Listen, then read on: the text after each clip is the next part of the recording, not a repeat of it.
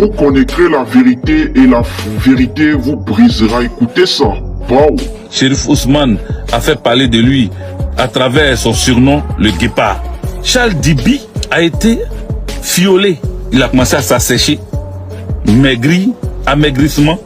Il a perdu la vie. Charles Kofi Dibi, lui aussi, a commencé à s'assécher et il a perdu la vie.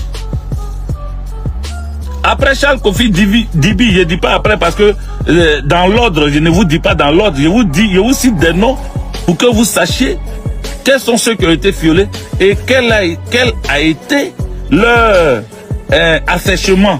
Parce que vous avez vu leur peau s'assécher jusqu'à leur mort. Charles Kofi Dibi. Il y a une qui a échappé à la mort et qui est encore en train de résister entre la mort et la vie. Parce que ils lui ont donné l'antidote en fait. Mais l'antidote là, c'est que ce n'est pas en train de la guérir, mais ce n'est pas en train de la tuer et elle est au milieu comme ça. Il s'agit de cette dame, la chancelière d'Alassane Dramane Ouattara, Dagri Diabaté. Vous avez vu? Vous la voyez comment elle est là? C'est la fiole là. Sauf qu'ils lui ont donné l'antidote. Parce qu'ils ont l'antidote. Ce que je vous dis là, ils ont l'antidote. C'est pas qu'ils n'ont pas l'antidote. Ils ont l'antidote. Ils ont l'antidote. Et elle a failli mourir. Mais les gens ont dit, façon, comment il s'appelle? Ouattara est mort. Comment il s'appelle?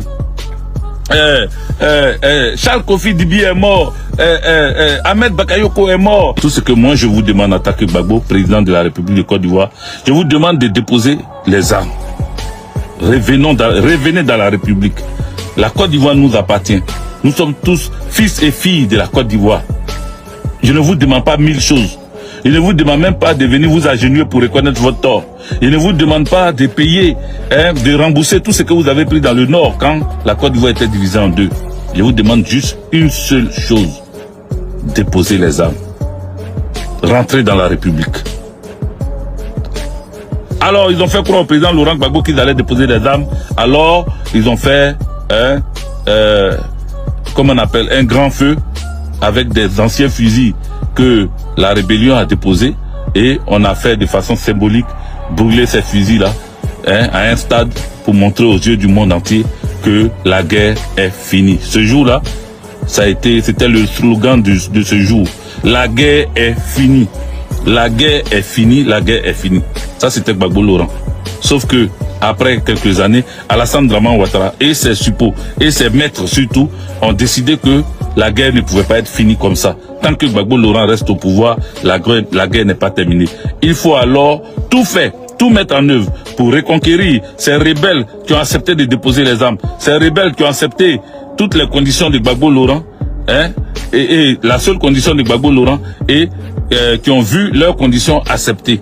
Il fallait les reconquérir, il fallait aller vers eux. Et les plus récalcitrants devaient être éliminés. Dans les plus récalcitrants, Soro Kibafori Guillaume a vu son nom apparaître. Donc il devait être éliminé. Dans les plus récalcitrants, il y avait il y avait, comment il s'appelle là, Ouattao. Il devait être éliminé. Dans les plus récalcitrants, qui jouaient les doubles jeux d'ailleurs, il y avait Chérif Ousmane. Dans les plus récalcitrants, il y avait Vetio. Touré Hervé dit Vetio. Dans les plus récalcitrants, il y avait Fofié Kwaku. Voici les plus récalcitrants qui tenaient un peu tête à Alassane Dramane Ouattara. Il fallait les régler. Alors, ils ont commencé par la première personne qui avait été nommée premier ministre du président Laurent Gbagbo à travers l'accord de Ouaga. C'était Soro Kibafori Guillaume. Son avion a été bombardé. Jusqu'à aujourd'hui, personne ne savait qui avait bombardé l'avion de Soro Kibafori Guillaume. Mais tous les regards se sont tournés vers le président Laurent Gbagbo, disant que c'est Gbagbo Laurent qui avait voulu en finir avec le chef rebelle Soro. Pourtant, c'était à Bouaké, à l'atterrissage de l'avion ministériel, présidentiel, que Soro avait échappé à la mort. C'est Ouattao qui avait été blessé, qui était un peu souffrant avec ses béquilles, qui allait à l'aéroport pour sauver Soro. Mais ceux qui tiraient, puisque la zone de Bouaké était, pour ceux qui ne savent pas, la zone de Bouaké, les panafricanistes qui me suivent actuellement, la zone de Bouaké était occupée par les rebelles. Donc, c'était pas les forces gouvernementales qui ont tiré sur l'avion de Soro. Ceux qui occupaient l'aéroport, le port et l'aéroport et toutes les institutions ou les structures au niveau de Bouaké, y compris la télévision, radio de Bouaké, c'était les rebelles. Donc, un loyaliste ne peut pas aller se camoufler dans les feuillages pour tirer sur l'avion de Soro. C'est forcément entre eux, chefs rebelles, que le conflit s'est levé. Donc, ils ont voulu éliminer Soro. Soro Kibafori Guillaume, aujourd'hui, si vous lui posez la question, il vous dira qui a voulu l'éliminer. Parce qu'il le sait. Parce que les renseignements généraux lui ont donné les noms de ceux qui ont essayé de l'assassiner. Il sait que Dramane Ouattara est derrière cela. Il sait que beaucoup de tous ceux-là sont derrière. Voici comment ça a échoué. Il n'est pas mort, mais il a perdu beaucoup de lieutenants. Après avoir loupé Soro, ils se sont apaisés un peu, ils ont diminué leur dose et puis ils ont commencé à traquer les autres. Jusqu'à ce que, à la dernière minute, c'est-à-dire la dernière année, à partir de 2016-2017, ils ont commencé à les éliminer maintenant. En commençant par son bras armé, le grand Ouattao, le sabre de blé. Ils l'ont fait tomber. Ils l'ont fait tomber parce que physiquement, si on tire sur lui, vu qu'ils ont tiré sur son patron Soro Kibafori Guillaume et qu'ils l'ont pas eu, ils se sont dit que peut-être mystiquement ils sont prêts. Donc en tirant sur eux, ça va pas rentrer peut-être. Donc on va plus prendre l'option des tirs. C'est Téné Brahima qui a dit tirez là. Ils vont pas mourir. Parce que nous tous on sait où ils s'en vont prendre les fétiches. Donc ce qu'on va faire, on va plus tirer. On va les faire à manger le poison. On va les faire avaler le poison. C'est comme ça que il est venu avec sa fiole, dont tout le monde parle depuis. Et les gens pensent que c'est de la plaisanterie. Et les gens pensent que ce sont des fausses accusations. Et les gens pensent que les gens l'accusent parce qu'on n'a rien à dire. On ne sait pas de quoi on parle. Ce monsieur est un fioleur. Parce qu'on lui a montré la fiole, on lui a dit comment faire pour finir avec ces hommes politiques, comme opposants, comme ses propres partenaires politiques. Partagez les amis. Est-ce que vous êtes... Je vois même pas... Qu'est-ce qui se passe? Pourquoi je ne vois pas les partages? Je ne vois même pas les commentaires. Attends, ici... Ah oui, il y a des commentaires ici. Partagez les amis. Mettez des cœurs, mettez assez de cœurs et partagez. Voilà. Si vous êtes d'accord... Oh putain. Si vous êtes d'accord avec ce que je suis en train de dire, il faut partager. Il faut démontrer que vous êtes là et que vous n'êtes pas des manipulés. Vous êtes là pour écouter la vérité. Ici, c'est la page de la vérité. Ici, c'est le lieu où on s'éduque. C'est le lieu où on discute politique. Il faut continuer à partager. Quelqu'un a écrit en commentaire, Dieu est juste. Conan dit, c'est une mission de Koné Zakaria.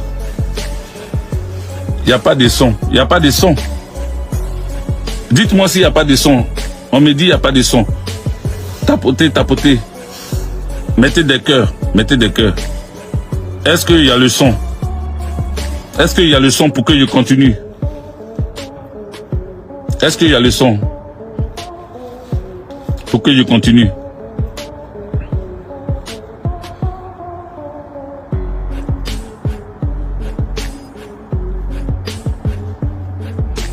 D'accord, on dit il y a le son. Voilà, il y a le son. On me dit il y a le son, donc je continue.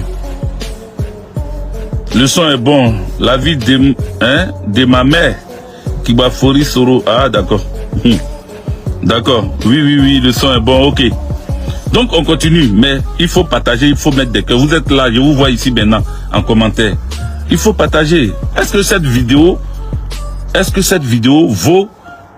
Est-ce que cette vidéo ne vaut pas au moins 1000 personnes en direct? Cette vidéo que je suis en train de faire, est-ce que ça ne vaut pas au moins 1000 personnes en direct? Mettez des cœurs et partagez à vos amis, partagez dans les groupes. Il faut que tout le monde entende ce que je vais dire. Marin Josier, big up à toi. Ah, il y a longtemps, Marin Josier. Big up à toi, Marin. Tu nous as oubliés, mais on est là. Je suis continuant. Donc, voilà comment Soro Kibafori Guillaume, qui a échappé à la mort, il est arrivé que Ouattao a été violé. Parce que lui, on ne pouvait pas tirer sur lui. Donc, Ouattao a été violé. Ouattao, il a commencé à passer leur fiole là.